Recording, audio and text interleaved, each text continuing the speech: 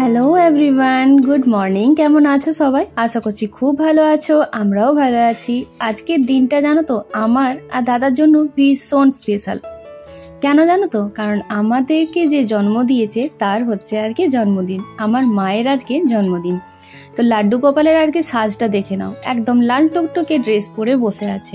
কারণ আমাদের বাড়িতে যারই বার্থডে হোক, লাড্ডু গোপালের সাজটা তো জরুরি। আর মা হলো লাড্ডু গোপালের ভক্ত। এখন অরিন্দম আর বেটু গেছে বাজার করতে। ওরা বলে দিয়ে গেছে যে জলখাবারটা রেডি করে রাখো, এসে নিয়ে তারপরে খাবো। এবার জলখাবার আমাকে জলদি জলদি বানাতেও হবে, বাজার গেছে যেহেতু, তার মানে অনেক জিনিস আসছে। তাও আবার তাদের অর্ডার হচ্ছে কিছু টেস্টি খাবো আজকে। তো আমি ভাবলাম জলদির মধ্যে আর টেস্টির মধ্যে আলু পরোটা থেকে বেটার আর কিছু হয় না। তাই দেখো ফটাফট মশলা বানালাম আর পরোটাগুলো ভেজে নিলাম। এবার এটা ওই আচার সস বা স্যালাড দিয়ে খেয়ে নেওয়া যাবে, তরকারির দরকার নেই। আজকে মায়ের বার্থডে বলে বলেছিলাম যে আমি একটু পানিরের কিছু আইটেম বানাবো। দেখো কত বড় একটা পানির এনেছে। যাই হোক, এখানে আছে ননভেজ আইটেম, মানে মাছ, চিকেন এসব এনেছে। কি এনেছে দেখছি পরে। এখানে আছে সব শাকসবজি, অনেক শাকসবজি এনেছে দেখেছো। আবার তার সাথে এই দেখো চিপস। এটা এরা দুজন যদি বাজার যায় আসবেই আসবে। আর এখানে আছে আলু, পেঁয়াজ, লঙ্কা আর মনে হয় আদা আছে, লেবু। এখন এই যে অরিন্দম আর বেটু একটু বেরোচ্ছে। অরিন্দমের পুরনো কম্পিউটারের সিপিইউটা খারাপ হয়ে গেছে, আর ছেলের তো এখন খুবই দরকার, কিছু একটা কোর্স করছে স্কুলে, যেটার জন্য ওর কিন্তু এই ডেস্কটপটাই দরকার। তাই বললো চলো তাহলে এটা সারিয়ে নিয়ে আসি। তাই এখন ছেলে কিন্তু নিচে অলরেডি চলে গেছে, আর এই যে অরিন্দম এটাকে নিয়ে আর বেরোচ্ছে। এমনিতে তো ল্যাপটপে সব কিছু কাজ হয়েই যায় ছেলের, তবে এখন নাকি এটার দরকার আছে। আর দেখো মাছও পড়ে গেছে, তাই মাছকারি বাজার কিনতে গিয়ে এই যে সন্ধ্যেবেলার জন্য খানিকগুলো রাবড়ি নিয়ে এসছে। আসলে আজকে ভেবেছি মায়ের বার্থডেতে এখান থেকে কিছুটা আইটেম আমি বানিয়ে নিয়ে মায়ের কাছে চলে যাব, আর ওখানেই মায়ের বার্থডেটা সেলিব্রেট করব। তো তাই জন্য দেখো এত এত রাবড়ি এনেছে। এটা হচ্ছে মেধা কোম্পানির, আর ওটা ছিল অসম। আর এগুলো না খেতে বেশ ভালো হয় জানো। এখন তোমাদেরকে একটা সিন দেখায়। এখানে গমগুলো কিনে আনা হয়েছে।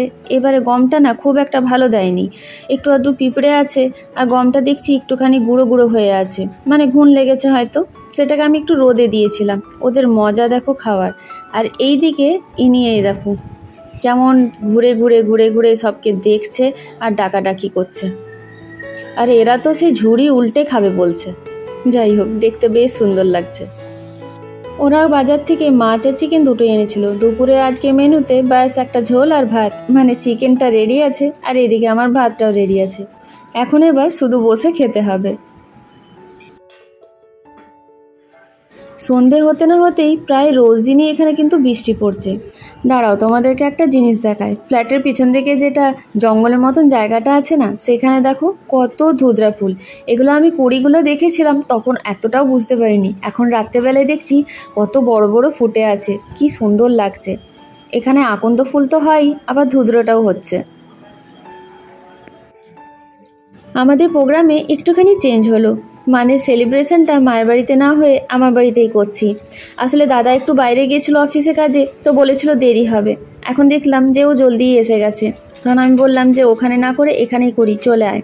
তাই জন্য আমি কিন্তু ডিনারের জন্য প্রিপারেশন একদম স্টার্ট করে দিয়েছি। এখানে দু রকমের চাল ভিজালাম, একটা হবে বিরিয়ানি আর একটাতে হবে পায়েস। তো এখানে এখন পায়েসটা আগে বসিয়ে দিচ্ছি, কারণ পায়েসটা বানিয়ে নিয়ে আবার ঠান্ডাও করতে হবে। একটু ঠান্ডা পায়েসই ভালো লাগে, ওই বেলা থেকে বানিয়ে রাখলে ভালোই হতো। তবে কি বলতো, ওই বেলাতে অনেক রকম বাজার এসেছিলো, তো সেগুলো ধুতে ধুতে আমার বেশ অনেকটা দেরি হয়ে গেছিলো। আমার কিন্তু প্রথম থেকে ইচ্ছে ছিল যে আমার বাড়িতে বার্থডেটা সেলিব্রেট হোক, কিন্তু ওই দাদার আর মায়ের একটু জেদ ছিল যে এবারে নাকি ওখানেই যেতে হবে। তো যাই হোক, শেষমেশ এখানেই হচ্ছে। আসলে কি বলতো, ওখানে যাওয়া মানেই সবার জন্য মা কিছু না কিছু করবেই, মায়ের খাটাখাটনি হবেই। সেই নিজের বার্থডেতে যদি সে নিজেই খাটলো তাহলে আর কি লাভ বলো। চলো, একদিকে তো পায়েস চাপিয়ে দিয়েছি, সাথে এখানে বিরিয়ানির চালটাও বসিয়ে দিয়েছি। আর এখানে 5 রকমের ভাজা কেটেছি। জানি বিরিয়ানির সাথে ওটা যায় না, তবুও 5 রকমের ভাজা মায়ের জন্য আমি বানাবোই আজকে। আর এখানে দেখো বেরেস্তার জন্য একদম পাতলা পাতলা করে পেঁয়াজ কেটে নিয়েছি। এখানে আবার পনিরটাকে কাটবো, কারণ আজকে ওই যে বললাম যে পনির এনেছে অনেকটা। আসলে আমি বলেছিলাম আজকে পনিরের একটা আইটেম বানাবো, মা তো ননভেজ কিছু খায় না, তাই জন্য পনিরটাই বানাতে হবে, তাই এতটা পনির এনেছে। Happy birthday, happy birthday.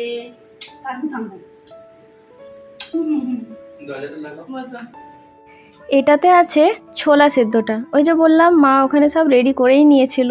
যাই হোক, মাকে আজকে আর কিছু করতে হবে না, আমি তো বললাম এখানেই সব কিছু করবো, তাই মা বললো তাহলে ছোলাটা সেদ্ধ করে রেখেছি, নিয়ে আসছি। আর এইগুলো হচ্ছে আমার ছেলের জন্য নারকেল নাড়ু এসছে।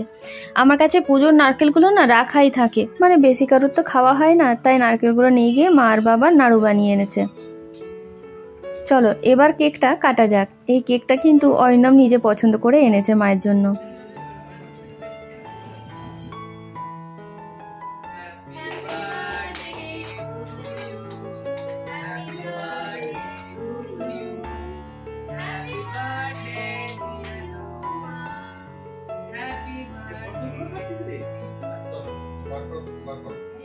কেকটা সত্যি কিন্তু দারুণ খেতে ছিল, ভীষণ ফ্রেশ আর খুবই ভালো। আমাদের বাড়ি থেকে বেরিয়ে যে শপটা আছে সেখান থেকেই নিয়ে আসি, যেখান থেকে আমরা প্যাটি ট্যাটি এক দুবার কিনি, সেখান থেকে দারুণ কেকটা দেয়। আর মাকে আজকে কেক কাটিং করিয়ে আমরাও আজকে খুব খুশি। মায়ের আমার মনে হয় এই নিয়ে হয়তো দুবারই শুধু কেক কাটিং হয়েছে, মা কোনোদিন কেক কাটিং করেই না। মায়ের জন্মদিনটা বেশিরভাগ রাধাষ্টমীতে পড়ে যায়, তার মা কিন্তু পায়েসও খেতে পায় না। এই বছর খুব ভালো একটা দিনে পড়েছে, যেটাতে আমরা সবাই খুব ভালো করে এনজয় করতে পারছি। কত ভালো লাগে না? সারা জীবন যেই মানুষগুলো আমাদের জন্য করে, তাদের জন্য যদি আমরা কিছু করতে পারি, সেটা তো খুবই ভাগ্যর ব্যাপার। এখন এবার এদের মজা দেখো, এরা দুজনে দুজনের বেস্ট ফ্রেন্ড। নাও এখন অনেকটা এনজয়মেন্ট হয়ে গেছে, আজকের পার্টিতে কিন্তু আমি সেফ, সেই জন্য আমার আজকে অনেকগুলো কাজ। তাই দেখো বিরিয়ানি তৈরি করতে আমি এসে গেছি। এটা কি করছি জানো তো, যে তেলটাতে বেরেস্তাটা ভাজলাম সেই তেলটা ঠান্ডা হয়ে গেছে, সেটাতে একটু কাশ্মীরি মির্চ দিয়ে বেশ ভালো করে গুলে নিলাম। এটা কিন্তু একদম ফুড কালারের কাজ করে।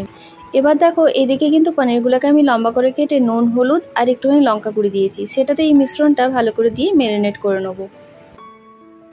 তাহলে বলি আজকে হচ্ছে পনির বিরিয়ানি, কারণ মা যখন ননভেজ খেত চিকেন বিরিয়ানিটা ভীষণ পছন্দ করতো। এখন তো আর মা ননভেজ খায় না, ভেজ খায়, তাই পনির বিরিয়ানি বানাচ্ছি। অনেক দিন থেকেই ভাবছি মাকে একটু পনির বিরিয়ানি খাওয়াবো, তবে করা আর হয়ে উঠছে না, তাই ভাবলাম আজকের মতো ভালো দিন আর পাওয়া যাবে না। এখানে দেখো ওই পনিরগুলোকে ওই 10 মিনিটের মতো ম্যারিনেট করে বেশ ভালো করে ভেজে নিয়েছিলাম। এবার যেইভাবে চিকেনটাকে ম্যারিনেট করি সেইভাবেই ম্যারিনেশনটা করে নিলাম, মানে দইয়ের মধ্যে পেঁয়াজ রসুন আদা কাঁচা লঙ্কা টমেটো বাটা দিয়েছি, আর তার সাথে দিয়ে দিয়েছি সমস্ত ড্রাই স্পাইসেস, আর সাথে কিন্তু এটাতে চিকেন মশলার বদলে কিচেন কিং দিয়েছি, মানে যে কোনো একটা সবজি মশলা। এখন দেখো ঘিয়ের মধ্যে একটুখানি গরম মশলা ফোড়ন দিয়ে কয়েকটা লম্বা করে কেটে রাখা ক্যাপসিকাম দিয়ে দিলাম, এতে করে না খুব সুন্দর একটা ফ্লেভার আসে। তারপরেই দিয়ে দিলাম পনিরটাকে। এবার এটাকে খুব বেশিক্ষণ কষবার তো দরকার নেই, একটু ভালো করে ভাজা টাজা হয়ে গেলে যেই ঘিটা উপর থেকে ভেসে আসবে, ব্যাস এটাকে একটুক্ষণ দমে রেখে দিয়ে রাইসটাকে অ্যাড করে দেবো। আর এখানে দেখো আমার বেরেস্তা একদম রেডি, আর সাথে কয়েকটা লঙ্কাকে ভেজে তুলে নিয়েছি। আর এইদিকে আমার ভাজাভাজি অলমোস্ট রেডি, এরপর শুধু বেগুনটা হবে আর আলুটা হবে, আর এইগুলো তো একটু একটু ছিল সব একসাথে দিয়ে দিয়েছি। এবার দেখো ঠিক এইভাবেই ভাজা পর্যন্তই আমি বলছিলাম। এবার দেখো ঘিটা সাইডে কিন্তু বেরিয়ে এসছে, এটা আর পনিরটা একটুখানি তুলে রাখবো। এখানে দেখো কি সুন্দর একদম ঘিটা বেরিয়ে এসছে, আর আমি কিছুটা পনির মশলা আর ঘিটাকে তুলে রাখলাম।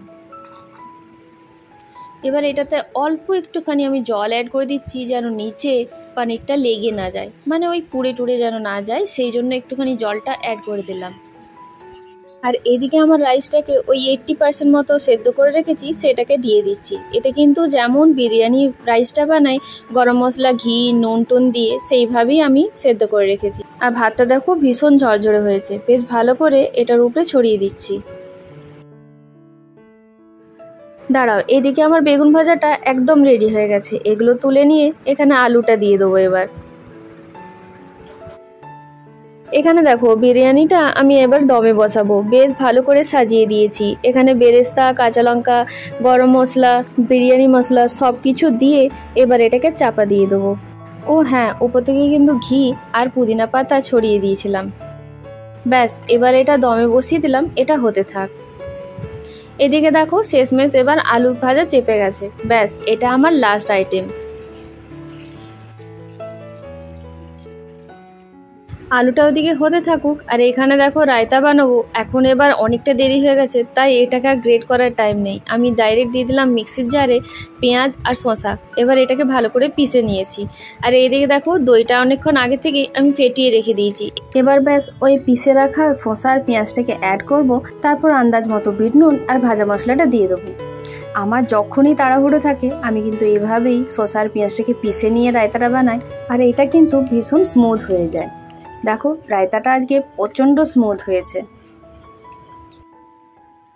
চলো 10-15 মিনিট তো হয়ে গেছে, এবার খুলে দেখি। আহা, দেখতে যেমন তোমরা দেখতে পাচ্ছ তেমন কিন্তু স্বাদটাও হয়েছিল, আর গন্ধটা তো দুর্দান্ত উঠেছিল। চলো এবার আমি ফটাফট আমার বার্থডে গার্লের প্লেটটা রেডি করে দিই। মাও কিন্তু আমাদের বার্থডে প্লেটটা খুব আদর ভালোবাসা দিয়ে সাজায়, ঠিক সেই রকমই ফিলিংসটা আমারও আসছে। দেখো খুব বেশি তো আয়োজন করিনি, কারণ মা এত আয়োজন আমাকে করতেই দেবে না। এই যে 5 রকম ভাজা করেছি সেটাই কতবার না জানে বলেছে যে কেন এত সব করতে গেলি, কিন্তু আমারও তো ইচ্ছে হয় বলো। তো যাই হোক, এতটাতেই মা কিন্তু খুব খুশি ছিল। প্রত্যেকবারই এরকমই হয় যে সবাই আগে খাওয়া দাওয়া করে, তারপর আমি আর মা খাই। আজকে কিন্তু মাকে জোরে বেঁধে আমরা সব থেকে প্রথমে বসিয়ে দিয়েছি। মা সে কিছুতেই খাবে না, বলছে তোরা আগে আসবি তারপরেই খাবো। তো যাই হোক, এখানে তো 4 জনই হবে আমাদের টেবিলে। তো এখানে মা, দাদা, বেটু আর অরিন্দম বসেছিল, আর আমি আর বাবা কিন্তু প্লেট হাতে করে ধরে সোফাতে বসে খেয়ে নিয়েছিলাম, কারণ আমার আর বাবার অভ্যাসটা অনেকটা এক। বাবাও যেমন টেবিলে বসে বেশিরভাগ খেতে পারে না, সেটা কিন্তু আমিও পারি না। তো যাই হোক, এখানে এদের ভীষণ পছন্দ হয়েছে আজকের বিরিয়ানিটা। ইভেন আজকে আবার বাবাও খাচ্ছে। বাবা কিন্তু চিকেন বিরিয়ানি মোটেই খায় না, আজকে পনির বিরিয়ানি বাবা কিন্তু খাচ্ছে। ভালো লাগলো, আমিও তোমার কাছে চলে আসছি থালা নিয়ে। কালকে স্কুল আছে। বাই। তো চলো, মারা তো বেরিয়ে গেল, এবার আমিও এই ব্লগটা এখানেই শেষ করি। আবার দেখা হবে একটা নতুন ফ্রেশ ব্লগে। আর হ্যাঁ, আমার মায়ের বার্থডের ব্লগটা কেমন লাগলো নিশ্চয়ই জানিও। সবাই সুস্থ থেকো, ভালো থেকো, বাই বাই, গুড নাইট।